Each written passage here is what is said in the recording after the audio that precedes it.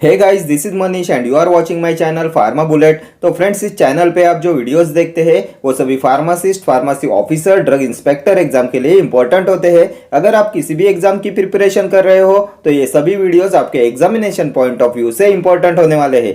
तो आज के इस वीडियो में भी हम कुछ एग्जाम टारगेटेड क्वेश्चंस देखने वाले हैं। तो स्टार्ट करते हैं।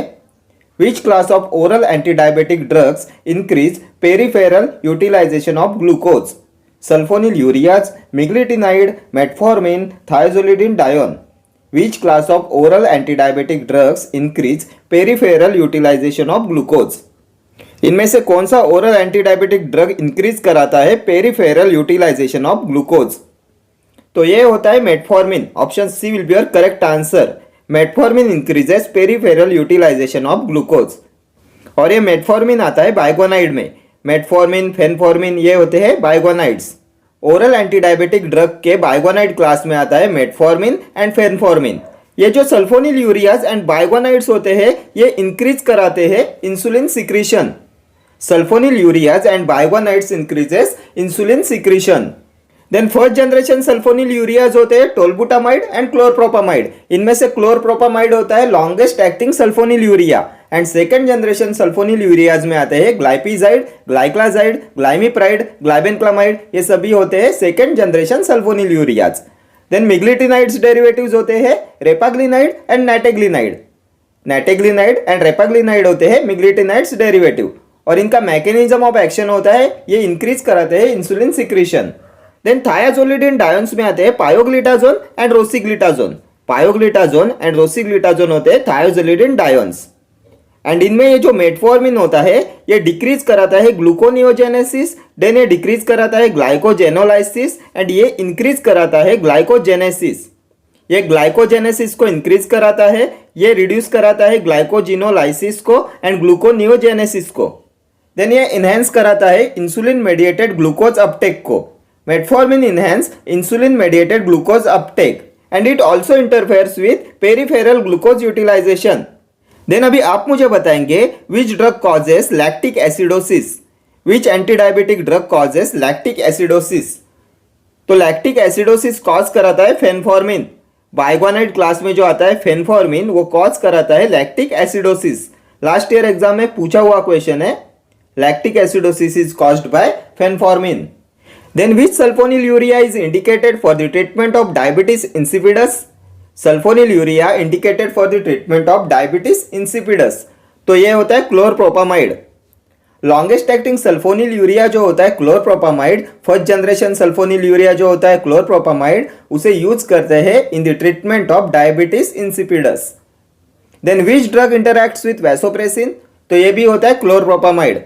Chlorpropamide interacts with vasopressin. Longest acting sulfonylurea होता है क्लोरप्रोपामाइड एंड ये सल्फोनिलयूरियाज होते हैं potassium ATP channel blockers. Sulfonylureas and meglitinide derivatives होते हैं potassium ATP channel blockers. Then अभी आप मुझे बताएंगे which drugs are contraindicated in patients with class 3 and 4 heart failures? कौन सा ड्रग कॉन्ट्राइंडिकेटेड होता है इन हार्ट फेलियर्स? तो ये होता है पायोग्लिटाजोन एंड रोसिग्लिटाजोन। थायाजोलिडिन डायोन्स जो होते हैं वो कॉन्ट्राइंडिकेटेड होते हैं in the patients with class 3 and 4 heart failures. ठीक है, next question.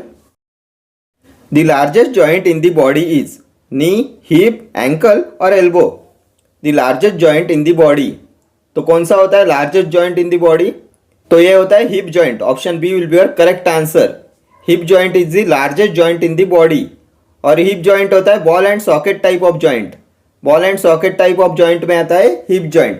Hip joint and shoulder joint ये दोनों होते हैं ball and socket type of joints. Then knee joint आता है हिंज जॉइंट में। Knee joint, then ankle joint, elbow joint ये सभी होते हैं हिंज जॉइंट एंड ये सभी आते हैं सिनोवियल जॉइंट्स में। सिनोवियल और फ्रीली मूवेबल जॉइंट्स होते हैं knee joint, hip joint, ankle joint, elbow joint. ठीक है, देन अभी आप मुझे बताएंगे थंब जॉइंट कौन से टाइप में आता है? तो थंब जॉइंट होता है सैडल जॉइंट। सैडल जॉइंट होता है thumb joint. Then condyloid joint होता है रिस्ट जॉइंट। रिस्ट जॉइंट होता है condyloid joint. Then gliding joint में आते हैं carpals joint in the hand and tarsal joint in the foot. Carpals and tarsal joints आते हैं ग्लाइडिंग जॉइंट्स में। ठीक है, next question.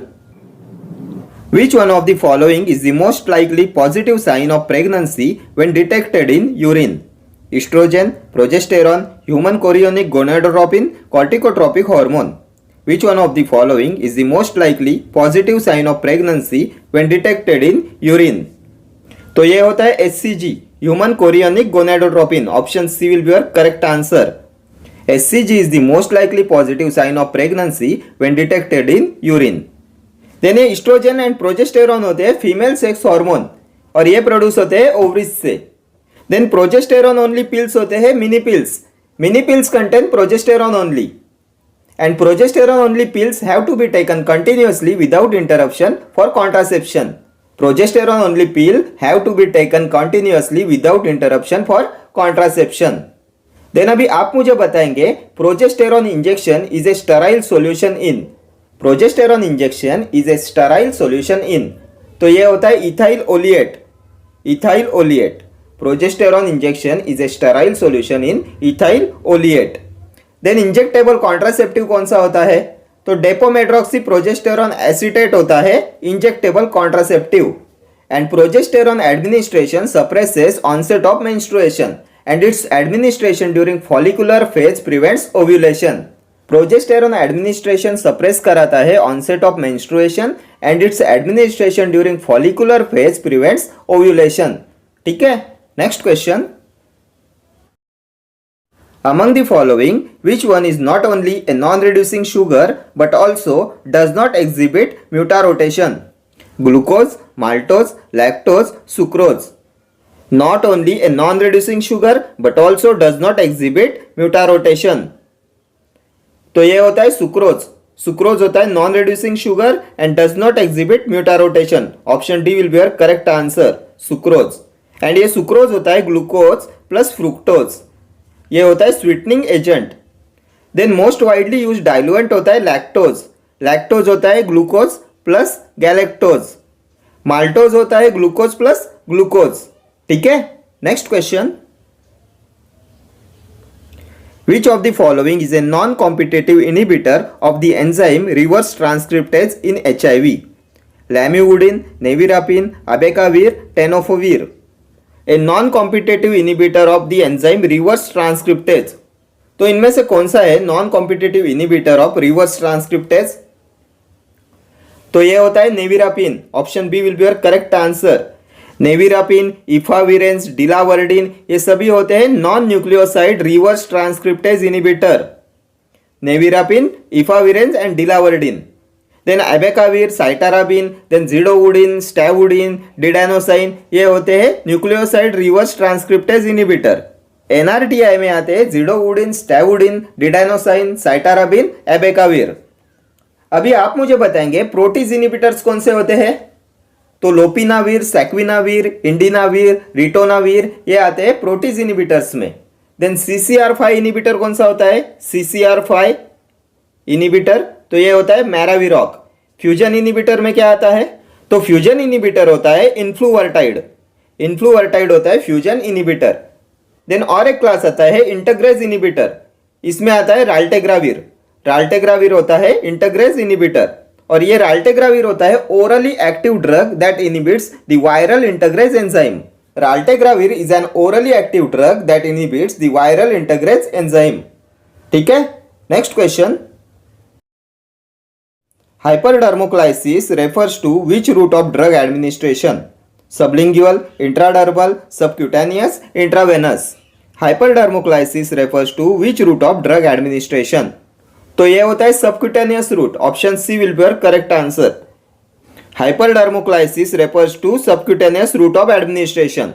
And subcutaneous route से देते हैं इंसुलिन. इंसुलिन का रूट ऑफ एडमिनिस्ट्रेशन होता है सबक्यूटेनियस. इसकी डेफिनेशन पे भी एक बार क्वेश्चन पूछा गया था. तो सबक्यूटेनियस होता है type of drug administration in which the drug is deposited in the loose tissue under the skin. Last year exam में पूछा हुआ क्वेश्चन है. सबक्यूटेनियस रूट होता है type of drug administration in which the drug is deposited in the loose tissue under the skin और ये insulin का route of administration होता है. देन इंट्राडर्मली देते हैं BCG वैक्सीन को.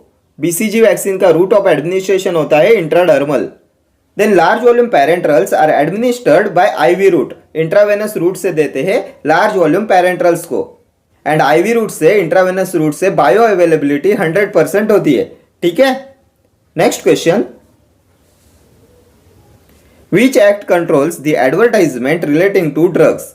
Drugs and magic remedies act, narcotic drugs and psychotropic substances, poisons act, drugs and cosmetics act. Which act controls the advertisement relating to drugs? तो ये होता है drugs and magic remedies act. Option A will be your correct answer. Drugs and magic remedies act control कराता है advertisement relating to drugs. और अभी आप मुझे बताएंगे कब बना था drugs and magic remedies act? तो drugs and magic remedies act was passed in 1954। Then narcotic drugs and psychotropic substances NDPS act कब बना था? तो ये बना था 1985 में and it came into force in 1993। ये बना था 1985 में and it came into force in 1993। Poisons act कब बना था? तो 1919। Drugs and cosmetics act 1940 and इसके रूल्स आए थे 1945 में। Next question, which adverse effect is shown by ethacrynic acid in patient with impaired renal function? Ocular toxicity, haematologic disorders, ototoxicity, nasal toxicity. Which adverse effect is shown by ethacrynic acid in patient with impaired renal function? तो impaired renal functions के patients में ethacrynic acid का adverse effect होता है ototoxicity. Option C हो जाएगा आपका correct answer. Ototoxicity is shown by ethacrynic acid in patient with impaired renal function. और ये इथाक्राइनिक एसिड होता है phenoxy acetic acid derivative having diuretic action. ये होता है फिनॉक्सी एसिटिक एसिड डेरिवेटिव। ठीक है, next question, deficiency of which vitamin causes a loss of posterior column sensation? Vitamin A deficiency, vitamin B12 deficiency, vitamin C deficiency, vitamin D deficiency. Deficiency of which vitamin causes loss of posterior column sensation? तो ये cause कराता है vitamin B12 deficiency. Option B will be your correct answer. Cyanocobalamin causes a loss of posterior column sensation. Vitamin B12 होता है cyanocobalamin. Vitamin A deficiency cause कराता है night blindness and xerophthalmia. Vitamin A होता है retinol और ये cause कराता है night blindness and xerophthalmia. Deficiency of vitamin A causes night blindness and xerophthalmia. And vitamin A is the only vitamin which is teratogenic. The only vitamin which is teratogenic is vitamin A. Then vitamin C होता है ascorbic acid and deficiency of vitamin C ascorbic acid causes scurvy. Vitamin D होता है calcitriol and vitamin D deficiency causes rickets in children and osteomalacia in adults. ये children में cause कराता है rickets and adults में cause कराता है osteomalacia. Deficiency of vitamin D calcitriol. ठीक है, देन अभी आप मुझे बताएंगे which is the most suitable vitamin D preparation in rickets. Which is the most suitable vitamin D preparation in rickets? तो ये होता है कैल्सिट्रायोल। ठीक है, next question, major regulatory hormone responsible for normal metabolic growth in human body is parathormone, triiodothyronine, adrenaline, vitamin D. Major regulatory hormone responsible for normal metabolic growth in the human body. तो ये होता है triiodothyronine. Option B will be your correct answer. Triiodothyronine जो होता है T3 ये responsible होता है for normal metabolic growth in human body. Metabolic growth के लिए रिस्पॉन्सिबल होता है थायराइड हार्मोन जो होता है T3 ट्राइआयोडोथायरोनिन एंड T4 थायरोक्सिन। ठीक है, देन पैराथॉर्मोन सीक्रेट होता है पैराथायरॉइड ग्लैंड से and adrenaline is secreted by adrenal medulla. Adrenaline and noradrenaline are secreted by adrenal medulla. Adrenal medulla से secrete होते हैं adrenaline and noradrenaline. And adrenal cortex से secrete होते हैं glucocorticoid, mineralocorticoid and sex steroids. ये secrete होते हैं adrenal cortex से and medulla secrete करता है adrenaline and noradrenaline. ठीक है, देन अभी आप मुझे बताएंगे which hormone is used in bronchial asthma as a bronchodilator. Which hormone is used in bronchial asthma as a bronchodilator? तो ये होता है adrenaline. Adrenaline is used in bronchial asthma as a bronchodilator.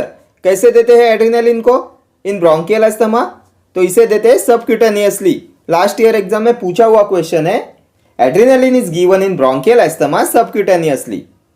Then treatment of choice for anaphylactic shock is IM adrenaline. Intramuscular adrenaline होता है treatment of choice for anaphylactic shock. 0.5 mg intramuscularly देते हैं adrenaline को इन anaphylactic shock. Adrenaline पे और एक question पूछा जाता है, adrenaline is used parenterally in 1:1000 concentration. 1:1000 concentration में यूज करते हैं एड्रेनालिन को पैरेंटरली। देन विटामिन डी होता है कैल्सीफेरॉल, इसका एक्टिव फॉर्म होता है calcitriol. Most suitable vitamin D preparation in rickets is calcitriol. Then vitamin D deficiency causes rickets in children and osteomalacia in adults. Then vitamin containing steroidal moiety होता है vitamin D. Vitamin containing steroidal moiety is vitamin D. Then drug of choice in hypothyroidism, कौन सा होता है drug of choice in hypothyroidism? तो ये भी होता है vitamin D. Vitamin D is drug of choice in hypothyroidism because vitamin D calcium level को मेंटेन रखता है without significant action on the bone. Vitamin D maintains calcium level without significant action on the bone, इसलिए इसे use करते हैं in hypothyroidism. ठीक है, next question. The name of the first cervical vertebrae is axis, atlas, ulna, radius. तो first cervical vertebrae is atlas and second cervical vertebrae is axis.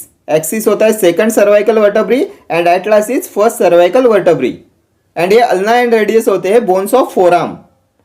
ठीक है, forum के बोन होते हैं अल्ना एंड रेडियस। देन अभी आप मुझे बताएंगे total number of vertebrae in human being. तो ये होते हैं 33। Total number of vertebrae in human being is 33। इसमें सर्वाइकल वर्टेब्री होते हैं 7, देन आते हैं थोरैसिक वर्टेब्री जो होते हैं 12, देन लुम्बार वर्टेब्री होते हैं 5, सैक्रल होते हैं 5 एंड कोकिक्स होते हैं 4। टोटल होते हैं 33। ठीक है, देन अभी आप मुझे बताएंगे how many coccygeal vertebrae fuse to form coccyx bone which is called tail bone. How many coccygeal vertebrae fuse to form tail bone? तो ये होते हैं 4 coccygeal vertebrae fuse to form tail bone which is coccyx bone. ठीक है, next question. The following value indicates the extent of unsaturation in oils and fats. Acid value, acetyl value, iodine value, saponification value. Value indicates the extent of unsaturation in oils and fats. तो ये होती है iodine value. Option C will be your correct answer. Iodine value indicates the extent of unsaturation in oils and fats. Next question. Mechanism of action of biguanides is DPP4 inhibitors, potassium ATP channel blockers, AMP potassium activator, PPAR gamma activator. ये PPAR gamma activator होता है पैरोक्सिसम proliferator activated receptor gamma activator. पैरोक्सिसम proliferator activated receptor gamma activator. तो क्या होगा इसका correct answer? Mechanism of action of biguanides. क्या होता है mechanism of action of biguanides? तो ये होता है AMP activator. Option C will be your correct answer. And biguanides में आते हैं phenformin and metformin. Phenformin and metformin होते हैं बाइगोनाइड्स। देन ये DPP4 इनिबिटर्स कौन से होते हैं? डाइपेप्टिडिल पेप्टिडेज 4 इनिबिटर्स में कौन से ड्रग आते हैं? तो इनमें आता है sitagliptin, vildagliptin, then alogliptin, linagliptin, saxagliptin, ये सभी होते हैं DPP4 इनिबिटर्स। ग्लिप्टिन्स वाले जो भी ड्रग होते हैं वो आते हैं DPP4 इनिबिटर्स में, डाइपेप्टिडिल पेप्टिडेज 4 इनिबिटर्स में। ठीक है, then potassium ATP channel blockers में आते हैं sulfonyl ureas and meglitinide analogues. Sulfonyl ureas and meglitinide analogues होते हैं potassium ATP channel blockers. Then PPAR gamma activators में आते हैं थायोजोलिडिन डायोन्स। थायोजोलिडिन डायोन्स आते हैं PPAR गामा एक्टिवेटर्स में एंड थायोजोलिडिन डायोन्स में आते हैं पायोग्लिटाजोन एंड रोसिग्लिटाजोन।